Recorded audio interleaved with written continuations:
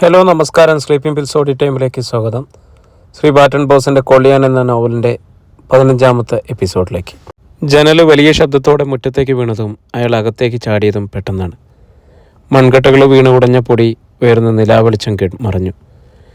അയാളുടെ കൈതട്ടി ഭിത്തിയിൽ നിന്നും ഇഷ്ടികക്കട്ടകൾ അടർന്നു വീണു. മൺകുമ്മായം തെച്ച ആ ഭിത്തിയിൽ ദുർബലമായിരുന്നു. അച്ഛാ, അമ്മേ! ഷൈസി നിലവിളിച്ചുകൊണ്ട് വാതിക്കലേക്ക് ഓടി. അവൾ വാതിലിൽ ചെന്ന് പതിച്ചു. വാതിൽ തുറക്കാൻ കഴിഞ്ഞില്ല. അയാൾ അവളെ പിന്നിൽ നിന്നും പിടികൂടി. ഷൈസി കുതറി. അയാൾ അവളെ എടുത്ത് കട്ടിലേക്കിട്ടു. ആ പഴയ കട്ടിൽ ഒടിഞ്ഞുപോയി. പിടഞ്ഞെണീറ്റ ഷൈസിയുടെ കരണത്ത് ഇരുമ്പ് ചട്ടുകം കൊണ്ടെന്ന പോലെ കനത്ത കൈത്തലം കൊണ്ടുള്ള അടി വീണു. അവളുടെ നിലവിളി പകുതിയിൽ മുറിഞ്ഞു. രണ്ടാമതൊന്നുകൂടി അയാൾ കൈവീശിയപ്പോൾ മുന്നിൽ ഇരുട്ടായിരുന്നു. അവളില്ലായിരുന്നു. ഷൈസി കുഴഞ്ഞു വീണു കഴിഞ്ഞിരിക്കുന്നു. അപ്പോൾ വാതിലിടിക്കുന്ന ശബ്ദം കേട്ടു. മോളെ! ഈട്ടിക്കാടൻ പത്രോസിൻ്റെ അലർച്ച, ടോർച്ചുകളുടെ വെളിച്ചം. ഇങ്ങനെ ഒരു അപകടം മുൻകൂട്ടി കണ്ട് ബന്ധുക്കളായ 3-4 ചെറുപ്പക്കാരെ അയാൾ കൂട്ടിന് വിളിച്ച് കിടത്തിയിരുന്നു. എല്ലാവരും എഴുന്നേറ്റ് കൊള്ളിയാനെ നേരിടാനായി വന്നിരിക്കുകയാണ്. മോളെ ഷൈസി! അമ്മയുടെ കരച്ചിൽ. വാതിലിടിച്ച് തുറക്കപ്പെട്ടു. അകത്തേക്ക് കയറി വന്നെൻ്റെ മുഖമടച്ച് ഒരടി കിട്ടി. അവൻ പിന്നോട്ട് തെറിച്ച് മറ്റുള്ളവരുടെ മേലേക്ക് വീണു. അവർ ബന്ധപ്പെട്ട് അകത്തേക്ക് നോക്കിയപ്പോൾ ശത്രുവിനെ കണ്ടില്ല. ജനലിരുന്ന ദ്വാരത്തിന് മുകളിൽ നിന്നും കുറേ കട്ടകൾ കൂടി അടർന്നു വീണു. ടോർച്ചുകളെ വെളിച്ചം പൊടിപടലങ്ങൾക്കിടയിലൂടെ രാത്രിയുടെ നിലാവിലേക്ക് പോയി. ഷൈസി ഒടിഞ്ഞ കട്ടിലിനോട് ചേർന്ന് വിറച്ചുകൊണ്ട് നിൽക്കുകയാണ്. മോളെ! അമ്മ അവളെ കെട്ടിപ്പിടിച്ചു. മോൾക്കൊന്നും പറ്റിയില്ലല്ലോ? അവളെ മിണ്ടിയില്ല. പത്രോസ് ചായ, അവൻ പോയിക്കളഞ്ഞു. ഒരു ചെറുപ്പക്കാരൻ തിരിഞ്ഞുവെന്ന് പറഞ്ഞു. ഈട്ടിക്കാടൻ പത്രോസ് മൂർഖൻ്റെ കൊത്തേറ്റതുപോലെ നിൽക്കുകയായിരുന്നു. അയാളുടെ കയ്യിലിരുന്ന കത്തിയുടെ പിടി ഞെരിഞ്ഞു. ഭയന്നതുപോലെ തന്നെ സംഭവിച്ചിരിക്കുന്നു. ഇടികൊണ്ട ആളുടെ മൂക്കിൽ നിന്നും ചോര ചീറ്റുകയാണ്. അത്ര കരുത്തായിരുന്നു ആ ഇടിക്ക്. കൊള്ളിയാൻ തന്നോടും തൻ്റെ മകളോടും പ്രതികാരം ചെയ്യും. അതിനു മുമ്പ് അവനെ കൊല്ലണം. പക്ഷേ എങ്ങനെ? പത്രോസിൻ്റെ സിരകളിൽ തീ പടർന്നു. കാട്ടുതീ പോലെയാണ് ആ വാർത്ത രാവിലെ ചിന്നാറ്റിൽ പടർന്നത്. കേട്ട ഉടൻ തങ്കച്ചൻ ഓടിയെത്തി. മണ്ണിഷ്ടിക കെട്ടിയ ഭിത്തിയിൽ കൊള്ളിയാനല്ലാതെ മറ്റാർക്കും അത് ചെയ്യാനുള്ള കരുത്തില്ല. തങ്കച്ചൻ ഷൈസിയെ കണ്ടു. അവളെ തനപിടിച്ചു നിന്ന് വിതുമ്മിക്കരയുകയായിരുന്നു, തെറ്റു ചെയ്തവളെ പോലെ. അവളുടെ ചാച്ചൻ ഈട്ടിക്കാടൻ പത്രോസിനും അവനോടൊന്നും പറയാൻ വാക്കുകൾ കിട്ടിയില്ല. ആളുകൾ അവിടേക്ക് വന്നു തുടങ്ങി. ഗ്രാമത്തിൽ പടർന്ന വാർത്ത രാത്രിയിൽ കൊള്ളിയാൻ ഷൈസിയും കൊണ്ടുപോയെന്നാണ്. എല്ലാം അവസാനിച്ചുവെന്ന് കരുതിയതാണ്. പക്ഷേ അത് അവസാനമായിരുന്നില്ല, ആരംഭമായിരുന്നെന്ന് തിരിച്ചറിഞ്ഞപ്പോൾ ഭീതിയെ അവരെ വലയം ചെയ്തു. ശേഖരേട്ടൻ്റെ അവസ്ഥയും മറ്റൊന്നായിരുന്നില്ല. കൊള്ളിയാൻ നിരപരാധിയാണെന്നറിഞ്ഞപ്പോൾ അയാളുടെ പക കുറ്റബോധമായിട്ട് മാറി. ഇളം വെയിൽ കൊണ്ട് തിണയിൽ ചാരുകസേരയിൽ ശേഖരേട്ടൻ്റെ അടുത്തിരുന്ന ഭാര്യ രാജമ്മ പറഞ്ഞു. കൊള്ളിയാൻ ആദ്യം ജയിൽ ചാടിയത് ഷൈസിയെ കെട്ടാനിരുന്നു. പക്ഷേ ഇപ്പോൾ ചാടിയത് പ്രതികാരം ചെയ്യാനാ. ശേഖരേട്ടൻ ഭാര്യയെ നോക്കി. അവരുടെ കണ്ണിന് ചുറ്റുമുള്ള കറുപ്പ് കൂടിയിരിക്കുന്നു. എനിക്ക് തെറ്റിപ്പോയി രാജമ്മ. ഞാൻ കണ്ടതല്ല, കാണാത്തതായിരുന്നു സത്യമെന്ന് ബോധ്യമായി. അതിനുവേണ്ടി ഞാൻ എൻ്റെ ജീവിതം തന്നു. നിൻ്റെയും എൻ്റെ മക്കളുടെയും ഭാവി നശിപ്പിച്ചു. ദേവിമോളുടെ ചോദ്യങ്ങൾക്ക് മറുപടി പറയാൻ എനിക്ക് ത്രാണിയില്ല. നിരപരാധിയായ മനുഷ്യനെ എന്തിനാ അച്ഛൻ ശിക്ഷിച്ചെന്ന് മോള് ചോദിച്ചപ്പോൾ ചങ്കിൽ കുത്തിയതുപോലെ എനിക്ക് തോന്നിയത്. ശേഖരേട്ടൻ്റെ കണ്ണുകൾ നിറഞ്ഞു. ഞാനൊരാളാ കൊള്ളിയാനെ ജയിൽ പോകാൻ കാരണം. അവനോട് പക ഒരിക്കലും തീരില്ല. അവൻ ഇങ്ങോട്ട് വരുമോ? മേലും കീഴും നോക്കാനില്ലാത്തവനാ. 3 പെമ്പിള്ളേരാ പുര നിറഞ്ഞു നിൽക്കണേ. ഒന്നിനെപ്പോലും പറഞ്ഞു വിട്ടിട്ടില്ല. ഓർക്കുമ്പോൾ എൻ്റെ നെഞ്ചിൽ തീയ. അവൻ രാത്രിയിൽ വന്ന് എന്തെങ്കിലും ചെയ്താൽ പിന്നെ ജീവിച്ചിരുന്നിട്ട് കാര്യമില്ല. ചിന്നാറ്റിൽ നമ്മുടെ മക്കൾക്കൊരു ജീവിതം കിട്ടൂല. കൊള്ളിയാനെ വെട്ടാനായി കാത്തു വെച്ചിരുന്ന വാക്കത്തി കൊണ്ട് അവരെ അരിഞ്ഞിട്ടിട്ട് നമുക്കും ചാവാം. വെളിയിലെ സംസാരം കേട്ടുകൊണ്ട് ദേവിയും സന്ധ്യയും വരാന്തയിലേക്ക് വന്നു. ദിവ്യ അകത്ത് തന്നെ നിന്നതേ ഉള്ളൂ. ഞാൻ കൊള്ളിയാൻ്റെ കാല് പിടിച്ച് മാപ്പ് ചോദിക്കാം. അവന് ക്ഷമിക്കാൻ കഴിയുമോ ആവോ? ശേഖരേട്ടൻ പറഞ്ഞു. എല്ലാം ചെയ്തിട്ട് ക്ഷമ ചോദിച്ചാൽ തീരുവോ? ദേവി അച്ഛനോട് ചോദിച്ചു. അച്ഛൻ കാല് പിടിച്ച ആൻ്റണിക്ക് നഷ്ടപ്പെട്ട ജീവിതം തിരിച്ചു കിട്ടുമോ? അയാൾ സ്നേഹിച്ച ഷൈസിയെ തിരിച്ചു കിട്ടുമോ? അച്ഛനോടാണോ നീ ഇങ്ങനെയൊക്കെ പറയുന്നത്? രാജമ്മ ദേഷ്യത്തോടെ എഴുന്നേറ്റു. ദേവി കുലുങ്ങിയില്ല. മോളെ, പിന്നെ ഞാൻ എന്ത് ചെയ്യണം? മരിക്കണോ? ഹൃദയം തകർന്ന പോലെ ശേഖരേട്ടൻ ചോദിച്ചു. കടയിൽ പാല് കൊടുക്കാൻ പോയ ദേവൻ ഓടി വന്നു. അച്ഛാ, സിറ്റി മുഴുവൻ പോലീസാ. സർക്കിൾ SP ഒക്കെ വന്നിട്ടുണ്ട്. എന്തിനാ മോനെ? രാജമ്മ തിരക്കി. കൊള്ളിയാനെ പിടിക്കാൻ. കൊള്ളിയാനെ കിട്ടുന്നവരെ പോലീസ് ഇവിടെ ക്യാമ്പ് ചെയ്യുമെന്നാണ് പറയുന്നത്, ദേവൻ പറഞ്ഞു. ആ നിരപരാധിയെ ഇനിയും ശിക്ഷിക്കാനാണോ? കൊള്ളിയാൻ ഒരു മനുഷ്യനല്ലേ? അയാൾ ഇങ്ങനെ കൊല്ലാക്കൊല ചെയ്യണോ? ദേവി ചോദിച്ചു. പോലീസുകാർക്കും നിയമത്തിനും ഇപ്പോഴും അയാൾ കുറ്റവാളിയാണ് ചേച്ചി. 2 പ്രാവശ്യം തടവിയാടിയ ഭീകരൻ. ദേവൻ പറഞ്ഞു. എവിടെ വെച്ച് കണ്ടാലും കൊള്ളിയാനെ വെടിവെച്ച് കൊല്ലാനുള്ള ഓർഡർ ഉണ്ടെന്നാണ് ടൗണിൽ പറയുന്നത് കേട്ടത്. ഈശ്വര, സന്ധ്യ അറിയാതെ വിളിച്ചുപോയി. ദേവി അച്ഛനെ നോക്കി. ശേഖരേട്ടൻ്റെ മുഖത്ത് രക്തമയമില്ലായിരുന്നു. ഷൈസിയുടെ വീട്ടിൽ നടന്നു തോർത്തല്ലേ നിങ്ങളിതൊക്കെ പറയുന്നത്? ദേവി ചോദിച്ചു. ഷൈസി കണ്ടോ കൊള്ളിയാനെ? അച്ഛനൊരു തെറ്റുപറ്റിയെന്ന് വെച്ച് നിനക്ക് എല്ലാ കാര്യത്തിനും തെളിവ് വേണോ? രാജമ്മ ചോദിച്ചു. വേണം, ദേവി പറഞ്ഞു. ഞാൻ ഷൈസിയോട് ചോദിച്ചു സത്യം പറയാൻ. അയാളുടെ ശബ്ദം കൊള്ളിയാൻ്റെതാണെന്ന് അവൾക്കുറപ്പില്ല. കൊള്ളിയാൻ ഒരു ഭീരുവിനെ പോലെ രാത്രിയിൽ ചെല്ലുന്നവനാണോ അമ്മേ? അങ്ങനെയാണ് അമ്മ കരുതിയിരിക്കുന്നത്. ഇതിനു മുമ്പ് ആരെങ്കിലും അയാളെ രാത്രിയിൽ പതിയിരുന്ന് ഉപദ്രവിച്ചിട്ടുണ്ടോ? അച്ഛൻ്റെ കാല് വെട്ടിക്കളഞ്ഞതുപോലും പട്ടാപ്പകൽ ചിന്നാർ സിറ്റിയിൽ വെച്ചല്ലേ? കുറച്ചു നേരത്തേക്ക് ആരും മിണ്ടിയില്ല. അത് ശരിയാ, രാജമ്മ സമ്മതിച്ചു. ഈ നാട്ടുകാരുടെയും പോലീസുകാരുടെയും തല്ല് മുഴുവൻ കൊണ്ട് മരിക്കാറായി ആശുപത്രിയിൽ കിടന്ന കൊള്ളിയാൻ ഓടി വന്ന് ജനലിളക്കി പറിച്ചെന്ന് ഞാൻ വിശ്വസിക്കില്ല. അതെല്ലാം ആരോഗ്യമോ മനുഷ്യനുണ്ടാവില്ല. അയാളെ കെട്ടിവലിച്ച് കൊണ്ടുപോകുന്നത് എല്ലാവരും കണ്ടല്ലേ? ആ മനുഷ്യൻ്റെ മേലെ കുറ്റം വിധിക്കുന്നതിന് മുമ്പ് ഒന്ന് ആലോചിച്ചാലെന്താ? ദേവി ചോദിച്ചു. ശരിയാ മോള് പറയുന്നത്. ശേഖരേട്ടൻ വടികുത്തി എഴുന്നേറ്റു. പക്ഷെ അത് ചെയ്തതാരാ? കൊള്ളിയാനെ രക്ഷിച്ചതാരാണ്? കൊള്ളിയാൻ തനിച്ചവിടെ ഒന്നും ചാടിപ്പോന്നാണെന്ന് ഒരു പൊട്ടനും വിശ്വസിക്കില്ല. ശരിയാ ദേവേച്ചി പറയുന്നത്, ദേവനും അഭിപ്രായപ്പെട്ടു. എനിക്കും അങ്ങനെയാണ് തോന്നുന്നത്. കൊള്ളിയാനെ രക്ഷിച്ചവൻ എന്തോ വലിയ ലാഭം ഉദ്ദേശിക്കുന്നുണ്ട്. കൊള്ളിയാനിപ്പോൾ ജീവനോടെ ഉണ്ടെന്നത് പോലും ആർക്കറിയാം? ദിവ്യ വീടിനകത്തു നിന്നും അവരുടെ ഇടയിലേക്ക് വന്നു. നീ എന്താടീ പറയുന്നത്? രാജമ്മ ചോദിച്ചു. അതേമ്മേ, കൊള്ളിയാൻ ആൻ്റണി ഒരു പെൺകുട്ടിയെ ഉപദ്രവിച്ചിട്ടില്ല. വാറ്റുകാരി ഗ്രേസിയുടെ വീട്ടിൽ താമസിച്ചിട്ടുണ്ടെങ്കിലും അവളെ തൊട്ടിട്ടില്ല. ഗ്രേസി എന്നോട് പറഞ്ഞിട്ടുണ്ട്. ഷൈസിയോടെ പക പോക്കാനായിരുന്നെങ്കിൽ അത് അയാൾ പള്ളിയിൽ വെച്ച് തന്നെ ചെയ്തേനെ. പകരം അയാൾ മാനസികമായിട്ട് തകർന്നു പോവുകയാണ് ചെയ്തത്. പിന്നെ അയാളെല്ലാം സഹിക്കുകയായിരുന്നു, ദേവി പറഞ്ഞു. അച്ഛനെയും അമ്മയെയും സഹോദരിയെയും നോക്കിയിട്ട് അവൾ തുറന്നു. ഞങ്ങൾ 3 പെണ്ണുങ്ങൾ മാത്രം ഇവിടെ ഉള്ളപ്പോഴാണ് കൊള്ളിയാൻ ഈ വീട്ടിൽ കയറി വന്നത്. ഞങ്ങളുടെ ദുരുദ്ദേശത്തോടെ ഒന്നും നോക്കുക പോലും ചെയ്തിട്ടില്ല. അയാളെ ഇവിടെ നിന്നും വേഷം കെട്ടിച്ച് കടത്തിവിട്ടത് ദേവേച്ചിയാണ്. ചേച്ചി അനാവശ്യമായിട്ട് അയാളൊന്നും സ്പർശിച്ചിട്ടില്ല. ഉണ്ടെങ്കിൽ ചേച്ചി പറയട്ടെ. ദിവ്യ ചേച്ചിയെ നോക്കി. കൊള്ളിയാൻ അങ്ങനെ ചെയ്യില്ല. അതുകൊണ്ടാണ് ഷൈസിക്ക് തെറ്റുപറ്റിയെന്ന് ഞാൻ പറഞ്ഞത്. പിന്നെ ആരാടെ ഈ ഷൈസിയെ കൊല്ലാൻ വന്നത്? ആർക്കെന്ത് ഗുണം അതുകൊണ്ട് കിട്ടുന്നത്? രാജമ്മ ചോദിച്ചു. അതെനിക്കറിയില്ല. കണ്ടുപിടിക്കേണ്ടത് പോലീസാണ്. പോലീസ് ഇപ്പോൾ കൊള്ളിയാനെ പിടിക്കാൻ നടക്കുകയല്ലേ? ദേവി ചോദിച്ചു. താഴ്വാരയിലെ പോലീസ് ജീപ്പുകളുടെ ഇരമ്പൽ. SP-യുടെ കാറ് കന്നിമല മന്മഥൻ്റെ ബംഗ്ലാവിലേക്ക് പോകുന്നത് അവർ കണ്ടു. കന്നിമല മന്മഥൻ പോലീസ് ഉദ്യോഗസ്ഥന്മാർക്ക് ഗംഭീരമായ ഒരു പാർട്ടി തന്നെ അറേഞ്ച് ചെയ്തിരുന്നു. പോലീസ് സൂപ്രണ്ട് ആൻഡ്രൂസ് കന്നിമല മന്മഥൻ്റെയും രവീന്ദ്രൻ്റെയും സുഹൃത്താണ്. SP-യും CA-യും പുരുഷോത്തമനും സൽക്കാരം സ്വീകരിച്ച് മദ്യപാനം നടത്തിയപ്പോൾ SI റോയ് പങ്കെടുത്തില്ല. SP വിളിച്ചതുകൊണ്ട് വയർലെസ്സുമായി അടുത്ത് തന്നെ നിന്നു. എടാ റോയ്, താനൊരു 3 എണ്ണം കഴിച്ചോ? ഈ മലമൂട്ടിലൊന്ന് ഉഷാറാവണമെങ്കിൽ അല്പം ഹോട്ട് ഡ്രിങ്ക്സ് ഒക്കെ വേണം. ഒറിജിനൽ ഫോറിൻ സ്കോച്ചാ. എൻ്റെ മുന്നിലാണെന്നൊന്നും കരുതണ്ട, SP ആൻഡ്രൂസ് റോയിയോട് പറഞ്ഞു. നോ താങ്ക് യു സർ, ഞാൻ ഡ്യൂട്ടി സമയത്ത് മദ്യം ഉപയോഗിക്കാറില്ല, റോയ് പറഞ്ഞു. രാജാവിനേക്കാൾ വലിയ രാജവ്യക്തിയൊന്നും വേണ്ടടോ, SP പറഞ്ഞു. മന്മഥനും CI പുരുഷനും ചിരിച്ചു. തനിക്കറിയാമോ, നമ്മുടെ അടുത്ത MP ആണ് രവീന്ദ്രൻ. SP രവീന്ദ്രനെ ചുമലിൽ തട്ടി. കൊള്ളിയാൻ രക്ഷപ്പെട്ട ഷോക്കിലാണ് റോയ്, രവീന്ദ്രൻ അഭിപ്രായപ്പെട്ടു. അതുകൊണ്ട് കുടിക്കാനുള്ള മൂടല്ല. ഞാൻ ഇയാളോട് പറഞ്ഞതാ അവനെ അങ്ങ് തട്ടിക്കളയാൻ. അപ്പോഴിയാൾ എന്നെ തല്ലാൻ വന്നു. ഇപ്പം അനുഭവിച്ചില്ലേ? CI പുരുഷൻ പരിഹസിച്ചു. നാവ് കുഴഞ്ഞിരുന്നു. എടോ, കൊള്ളിയാൻ വെടിവെച്ച പോലീസുകാരൻ ചത്തിരുന്നെങ്കിൽ കേസ് പിന്നെയും കുഴയില്ലായിരുന്നോ? കൊള്ളിയാൻ മറ്റൊരു വീരപ്പനാവുകൂടോ? SP ചോദിച്ചു. സാർ, കൊള്ളിയാൻ ആരോ രക്ഷിച്ചു ഒളിച്ചിപ്പിച്ചിരിക്കുക, തോക്ക് കയ്യിലുള്ള ആള്, റോയ് പറഞ്ഞു. ചിന്നാറ്റിൽ ലൈസൻസുള്ള തോക്കുള്ളത് ഞങ്ങൾക്കാണ്. ഇനി ഞാനാണ് കൊള്ളിയാനെ രക്ഷിച്ചതെന്ന് റോയ് പറയോ? രവീന്ദ്രൻ ചോദിച്ചു. എടോ, തന്നെ കൊല്ലാൻ ശ്രമിച്ചിട്ടും വിവരക്കാരാണോ പറയുന്നത്? തൻ്റെ കഴിവുകൾ കൊണ്ടാണ് കൊള്ളിയാൻ പോയത്, SP കുറ്റപ്പെടുത്തി. അതങ്ങനെയാ സാറേ, റോയ്ക്കും ഭാര്യയ്ക്കും കൊള്ളിയാൻ ഇഷ്ടമല്ലേ? CI പുരുഷൻ പറഞ്ഞു. എൻ്റെ ബലമായ സംശയം ഇയാൾ തന്നെയാണ് കൊള്ളിയാനെ തുറന്നു വിട്ടതെന്നാ. പിന്നെ ഇഷ്ടമില്ലാത്ത പോലീസുകാരെ വെടിവെച്ചും കത്തിക്ക് കുത്തുകയൊക്കെ ചെയ്തു. സാർ, ഓവറായി, ഇനി കുടിക്കണ്ട, റോയ് CI പുരുഷൻ കേൾക്കാൻ മാത്രമായിട്ട് പറഞ്ഞു. ഞാൻ ഓവറാണെന്ന് പറയാൻ നീ ആരടാ? ഞാൻ കുടിക്കും, SP സാറും കുടിക്കും. ഇത് ഞങ്ങളുടെ വീടാ. മന്മഥൻ സാറും രവീന്ദ്രൻ സാറും വാസും ഒക്കെ ഞങ്ങളുടെ സഹോദരങ്ങളാണ്. നീ പോയി കൊള്ളിയാനെ പിടിക്കും. പുരുഷൻ ആടിക്കൊണ്ടെഴുന്നേറ്റു. സർ, മൈൻഡ് യുവർ വേർഡ്സ്, ഇത് പോലീസ് സ്റ്റേഷനൊന്നുമല്ല, റോയ് പറഞ്ഞു. എനിക്കറിയാടാ പുല്ലേ, നീ എന്നെ ഇൻസൾട്ട് ചെയ്തവനല്ലേ.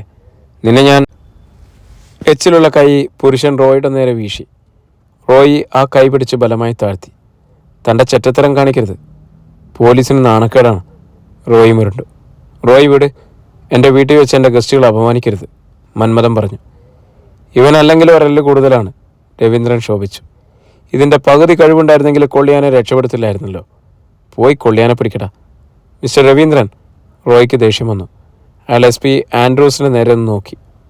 ഇവൻ്റെയൊക്കെ ധർമ്മം തിന്നാനും കുടിക്കാനും വരുന്നതുകൊണ്ടല്ലേ സാറേ ഈ അധികാരങ്ങളൊക്കെ കാണിക്കുന്നത്? ഒരു പഞ്ചായത്ത് പ്രസിഡന്റ് പോലുമാകാത്ത ഇവനെ സാറെന്തിനാണ് പേടിക്കുന്നത്? ഇവൻ MP ആഭ്യന്തരമന്ത്രി ആകട്ടെ. മലവെള്ളം വരുമെന്ന് കരുതി ഇപ്പോഴേ ഓടാനായി താറെടുക്കണോ? Get out rascal. SP Andrews എഴുന്നേറ്റ് വെളിയിലേക്ക് കൈ ചൂണ്ടി. രവീന്ദ്രനെ ഇൻസൾട്ട് ചെയ്തത് എന്നെ ഇൻസൾട്ട് ചെയ്യുന്നത് പോലെയാണ്. 24 മണിക്കൂറിനകം കൊള്ളിയാനെ അറസ്റ്റ് ചെയ്തില്ലെങ്കിൽ തന്നെ ഞാൻ സസ്പെൻഡ് ചെയ്യും. Get out sir. Roy salute ചെയ്തിട്ട് തിരിഞ്ഞു. അയാൾ തന്നെ ക്രൂധനായി നോക്കുന്ന രവീന്ദ്രനോട് പറഞ്ഞു. കൊള്ളിയാനെ രക്ഷിച്ചവനെ ഞാൻ വെറുതെ വിടില്ല. അവനെ ഞാൻ പോക്കും. അതിനു മുമ്പ് കൊള്ളിയാൻ തന്നെ കൊല്ലും. അതേ തോക്കും തിരകളും അവൻ്റെ കയ്യിലുണ്ടെന്ന് മറക്കണ്ട. രവീന്ദ്രൻ മുരണ്ടു. മുന്നോട്ട് നടന്ന റോയിയെ വാസു തടഞ്ഞു. കന്നിമല വന്നാണോടാ പുല്ല നീ കളിക്കുന്നത്?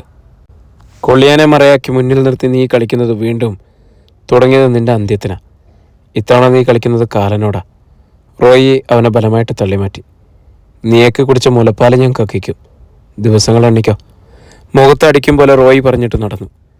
വാസു നടുങ്ങി നിൽക്കുമ്പോൾ SI റോയി വാതിൽ കടന്നുപോയി.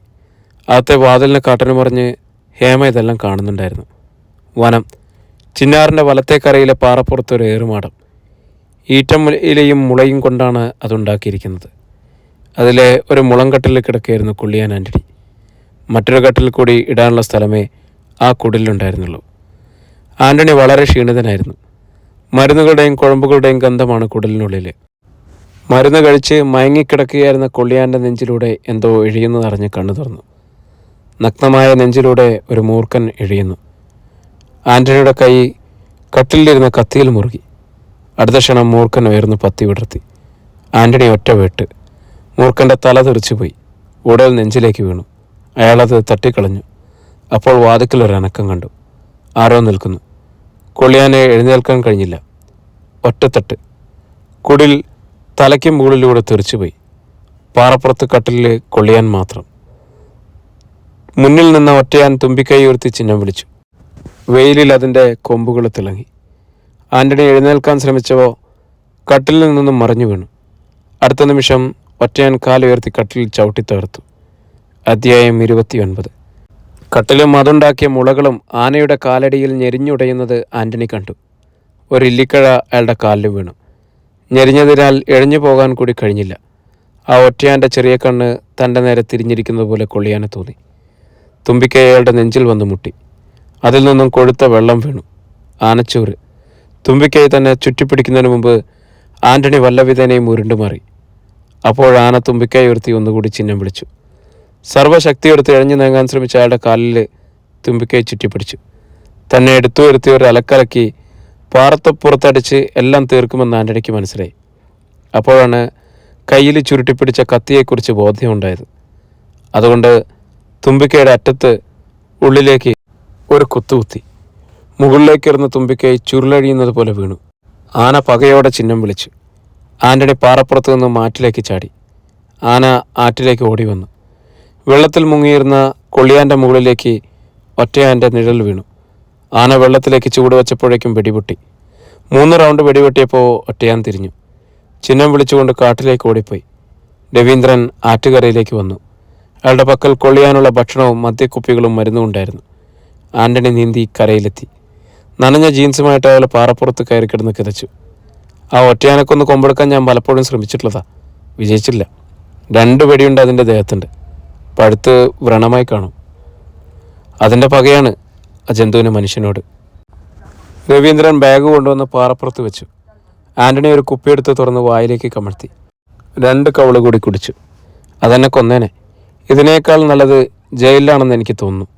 പാമ്പും ആനയും സൂര്യപ്രകാശം ഉണ്ടെന്നല്ലാതെ പുറം ലോകമായിട്ടൊരു ബന്ധമില്ല, കൊള്ളിയാൻ പറഞ്ഞു. ഇത് സഹിക്കാതെ പറ്റുമോ ആൻ്റണി? പോലീസും നാട്ടുകാരും തല്ലിച്ചാച്ചല്ലേ. പഴയ ആരോഗ്യമൊക്കെ കിട്ടാൻ കുറച്ച് ദിവസം എടുക്കും. അതിനുശേഷം നിനക്ക് നല്ലൊരു ജീവിതം ഉണ്ടാവൂടാ, രവീന്ദ്രൻ പറഞ്ഞു. നിന്നെ വെടിവെച്ച് കൊല്ലാനുള്ള ഓർഡർ SP ആൻഡ്രൂസിൻ്റെ കയ്യിലുണ്ട്. നിനക്കറിയാമോ? ആൻ്റണി നടുക്കത്തോടെ രവീന്ദ്രനെ നോക്കി. നീ പേടിക്കണ്ട, SP ഒക്കെ ഞാൻ പറഞ്ഞു വിട്ടു. SP സർക്കിളിനെയും പേടിക്കണ്ട. പക്ഷെ ആ SA റോയിയെ സൂക്ഷിക്കണം. നിന്നെ പിടിക്കുന്നതിന് മുമ്പ് അവനെ കൊല്ലണം. വേണ്ട, കൊലയൊന്നും വേണ്ട, അതൊക്കെ പാവാ, ആൻ്റണി പറഞ്ഞു. രവീന്ദ്രൻ അയാളെ നോക്കി ചിരിച്ചു. നിന്നെ രക്ഷിക്കേണ്ടത് എൻ്റെ ആവശ്യമാണ്. അതിന് തടസ്സമായി SA റോയി വന്നാലും ഞാൻ കൊല്ലും. നിന്നെ എനിക്ക് വേണോടാ കൊള്ളിയാനെ. രവീന്ദ്രൻ ആൻ്റണിയുടെ കയ്യിൽ പിടിച്ചു. അപ്പം മുകളിലൂടെ പറന്നുപോയ ഒരു കഴുകൻ്റെ കരച്ചിൽ കേട്ടു. SA റോയിയുടെ മുഖം കണ്ടപ്പോൾ റീനയ്ക്ക് വിഷമം തോന്നി. റോയ് ചായ മാത്രം എന്തിനാ ഇങ്ങനെ കഷ്ടപ്പെടുന്നത്? 24 മണിക്കൂറിനുള്ളിൽ കൊള്ളിയാനെ പിടിക്കണമെന്ന് കൽപ്പിച്ചിട്ട് SP സർക്കിളും കുടിച്ചു കൂത്താടുകയല്ലായിരുന്നോ? അവർക്ക് അന്വേഷിക്കാൻ മേലായിരുന്നോ? റീനെ, നിനക്കറിയാൻ പാടില്ലാത്തത് കൊണ്ടാണ് ഇങ്ങനെയൊക്കെ പറയുന്നത്. അവർ വിചാരിച്ചാൽ എന്നെ ദ്രോഹിക്കാൻ കഴിയും. നമ്മുടെ ശത്രുക്കളെല്ലാം ഒന്നിച്ചു കൂടിയിരിക്കുകയാണ്. കോൺസ്റ്റബിൾ തമ്പി മരിക്കാതിരുന്നത് ഭാഗ്യമായി. മരിച്ചിരുന്നെങ്കിൽ എന്നെ എങ്ങോട്ടെങ്കിലും തട്ടിയിട്ട് മറ്റൊരു SA ഇവിടെ നിയമിക്കുമായിരുന്നു. എന്നാൽ ആകെ നാണക്കേടേനെ. റോയ് ഷട്ടൂരി കസേരയിലിട്ടിട്ട് ഭാര്യയുടെ അടുത്ത് വന്നിരുന്നു. പാറാവുകാരെയൊക്കെ ഉപദ്രവിച്ചാലും കൊള്ളിയാൻ ആൻ്റണി എന്നെ വെടിവെച്ച് കൊല്ലുമെന്ന് ഞാൻ കരുതുന്നില്ല. കൊള്ളിയാൻ്റെ പിന്നിൽ ആരോ ഉണ്ടെന്ന് എനിക്ക് ഉറപ്പാണ്. എനിക്ക് തോന്നുന്നത് വാസുവോ രവീന്ദ്രനോ ആണെന്നാണ്. രവീന്ദ്രൻ റോയിച്ചിനെ SP മുന്നിൽ വെച്ച് കൊള്ളിയാനെ പിടിക്കാൻ വെല്ലുവിളിച്ചത് ഓർക്കുന്നില്ലേ? കണ്ടുപിടിക്കാൻ പറ്റാത്ത എവിടെയോ ആണ് കൊള്ളിയാനെ ഒളിപ്പിച്ചതെന്നില്ല അതിൻ്റെ അർത്ഥം. സ്വന്തമായിട്ട് ജീപ്പും കൈത്തോക്കും കയ്യിലുള്ള വേറെ ആരാ? എത്ര പേരാ റോയിച്ച ചിന്നാട്ടിലുള്ളത്? എനിക്ക് അവനെ സംശയമുണ്ട്.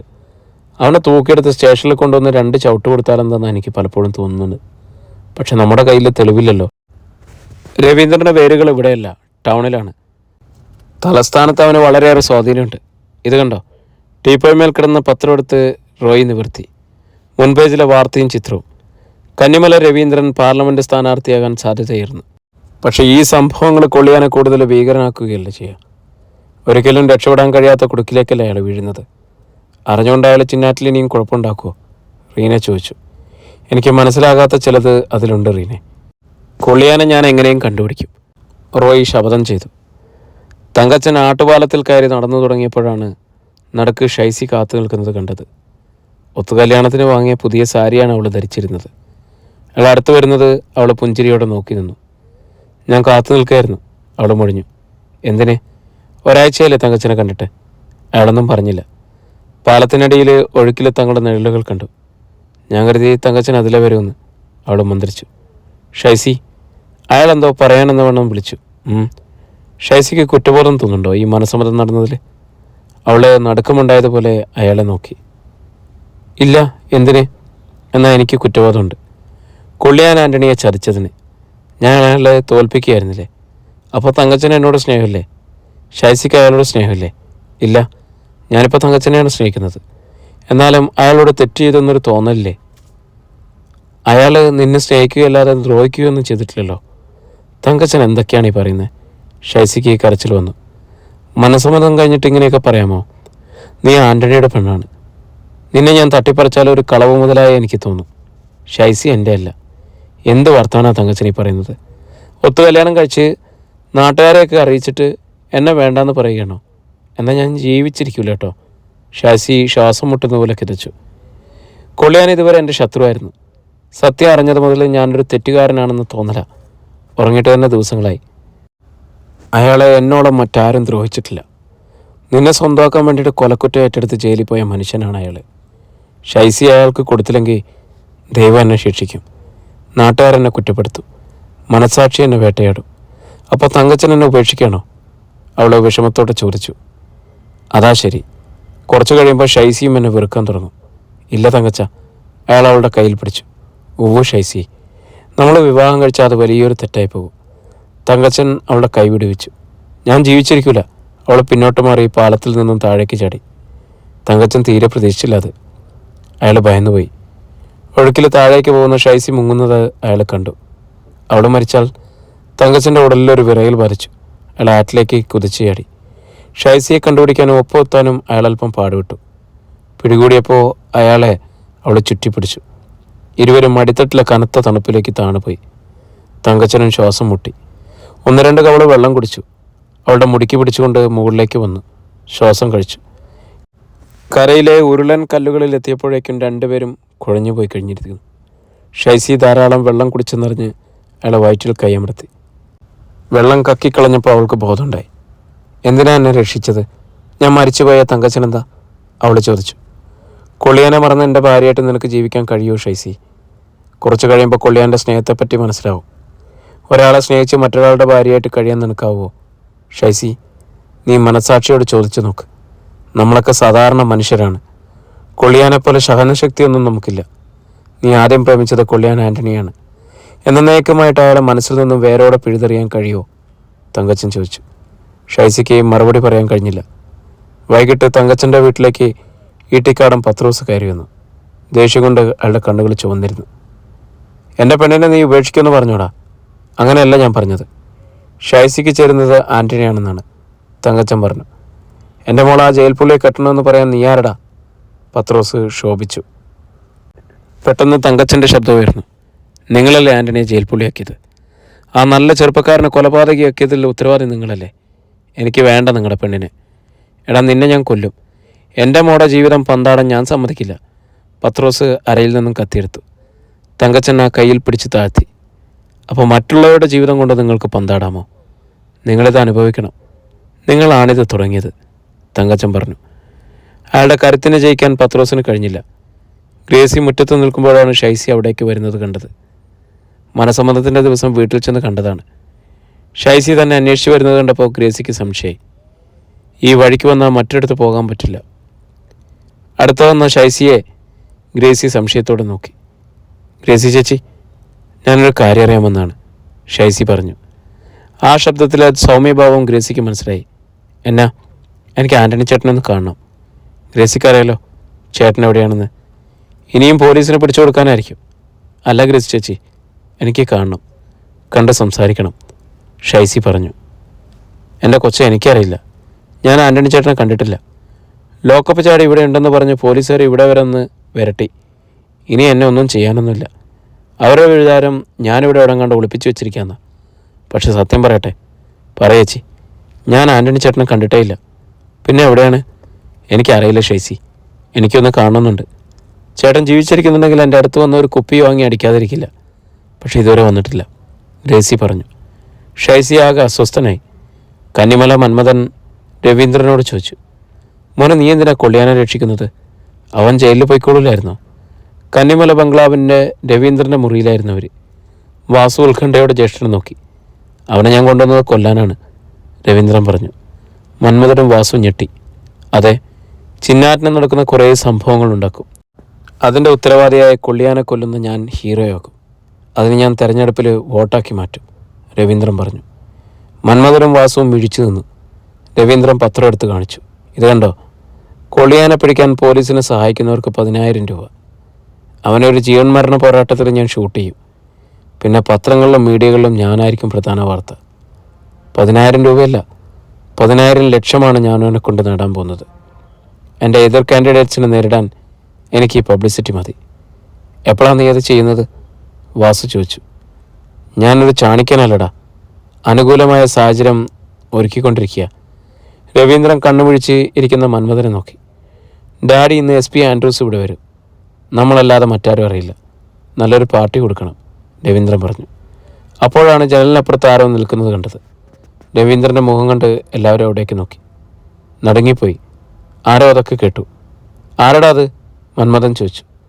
നിഴൽ അവിടെ നിന്നും മാറി. രവീന്ദ്രൻ ചെന്ന് ജനൽ തുറന്നു. ആരുമില്ല. അവനെ വിടരുത്, വാസു നിർദ്ദേശിച്ചു. രവീന്ദ്രൻ കൈത്തോക്ക് എടുത്ത് വെളിയിലേക്ക് പാഞ്ഞു. കിതച്ചുകൊണ്ട് അപ്പോൾ മുറ്റത്തെത്തി. ചുറ്റും നോക്കി.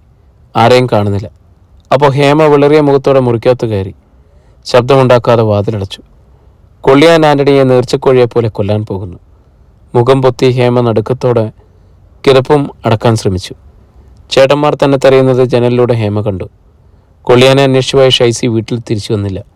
ചിന്നാറ്റിൽ ഒരു ബോംബ് പൊട്ടിയതുപോലെയായിരുന്നു ആ വാർത്ത. ഷൈസിയെ കാണാനില്ല. രാവിലെ പാലമായ ആട്ടുപാലത്തിലൂടെ വന്ന ദേവൻ ആറ്റിലൊരു തുണി ഇളകുന്നത് കണ്ടു. അതിൻ്റെ ഇളകാത്ത അറ്റത്ത് കരക്കടഞ്ഞ ആളെ കണ്ടപ്പോൾ നെഞ്ചിലൂടെ ഒരു വെടിയുണ്ട തുളച്ചു കയറിപ്പോയി. ദേവൻ നടുങ്ങി നിന്നു. അധ്യായം 30. അച്ഛൻ്റെ മുണ്ടാണ് ദേവൻ വെള്ളത്തിലിളകുന്നത് കണ്ടത്. തീരത്തെ ഉരുളൻ കല്ലുകളിലേക്കും പകുതി വെള്ളത്തിലുമായി കിടക്കുന്ന ബോഡി. മുറിഞ്ഞ കാല് കണ്ടപ്പോഴേ ദേവൻ്റെ ശിരസിൽ വെള്ളടി വെട്ടി. അച്ഛാ! ഹൃദയം പൊട്ടിയതുപോലെ ഒരു നിലവിളി. കയ്യിൽ നിന്നും പാൽപാത്രം പാലത്തിലേക്ക് വീണു. പാത്രം തുറന്ന് പാലത്തിൻ്റെ വിടവിലൂടെ ആറ്റിലേക്ക് വെള്ളനൂലുകൾ പോലെ വീണു. നിയന്ത്രണം വിട്ട ദേവൻ പാലത്തിൽ നിന്നും ആറ്റിലേക്ക് ചാടി. അവൻ നീന്തി അച്ഛൻ്റെ അടുത്തെത്തി. ശ്വാസം കിട്ടാത്തതുപോലെ പുറത്തേക്ക് ഉന്തിയ കണ്ണുകൾ, ശരീരം തണുത്ത് മരവിച്ച് കിടക്കിരുന്നു. തങ്ങളുടെ അച്ഛൻ മരിച്ചു. ആ സത്യം മനസ്സിലായപ്പോൾ ദേവന് ശ്വാസം മുട്ടി. അമ്മേ! അവൻ മലയിലെ വീടിന് നേരെ തിരിഞ്ഞ് നിലവിളിച്ചു. അപ്പോൾ പാലത്തിലൂടെ വന്ന ചില അയൽക്കാരും ഓടി വന്നു. വീടിൻ്റെ മുറ്റത്തു നിന്നും രാജമ്മ ഭർത്താവിൻ്റെ ഊന്നുവടി കസേരയുടെ ചൂട്ടിൽ കിടക്കുന്നത് കണ്ടു. അച്ഛനവിടെ പോയി? ഊന്നുവടി ഇവിടെ ഉണ്ടല്ലോ മോളെ. ദേവി, അച്ഛൻ കട്ടിലിൽ കിടക്കുവാണോടി? രാജമ്മ ചോദിച്ചു. ഇല്ലമ്മേ, അച്ഛൻ മുറിയിലില്ല. അമ്മയ്ക്കൊരു ഗ്ലാസ് ചായയുമായി വന്ന ദിവ്യ പറഞ്ഞു. അപ്പോഴാണ് താഴെ ആറ്റുതീരത്തു നിന്നും നിലവിളി കേട്ടത്. ദേവമ്മോൻ്റെ കരച്ചിലല്ലേ അത്? രാജമ്മ ചോദിച്ചു. അടുക്കളയിൽ ജോലിയായിരുന്ന ദേവിയും സന്ധ്യ ഇറങ്ങി വന്നു. കരച്ചിൽ കേട്ട് അവർ താഴേക്ക് ചെന്നു. ദേവൻ എന്തോ പറ്റിയെന്നാണ് അവർ ഭയന്നത്. രാജമ്മയെ കണ്ടപ്പോൾ ശവത്തിനടുത്ത് നിന്ന് അയൽക്കാർ മാറി. ദേവൻ അച്ഛൻ്റെ അടുത്തിരുന്ന് തേങ്ങുകയായിരുന്നു. അമ്മയും മക്കളും ആ കാഴ്ച കണ്ടു. ശേഖരേട്ടന് ആത്മഹത്യ ചെയ്യേണ്ട വല്ല കാര്യമുണ്ടായിരുന്നോ? ആരോ ഒരാൾ അടക്കി ചോദിച്ചു. കൊള്ളിയാനെ പേടിച്ചായിരിക്കും. ഇത് മഹാ കഷ്ടമായിപ്പോയി, കൂടെയുള്ള ആൾ പറഞ്ഞു. അമ്മേ, അച്ഛൻ!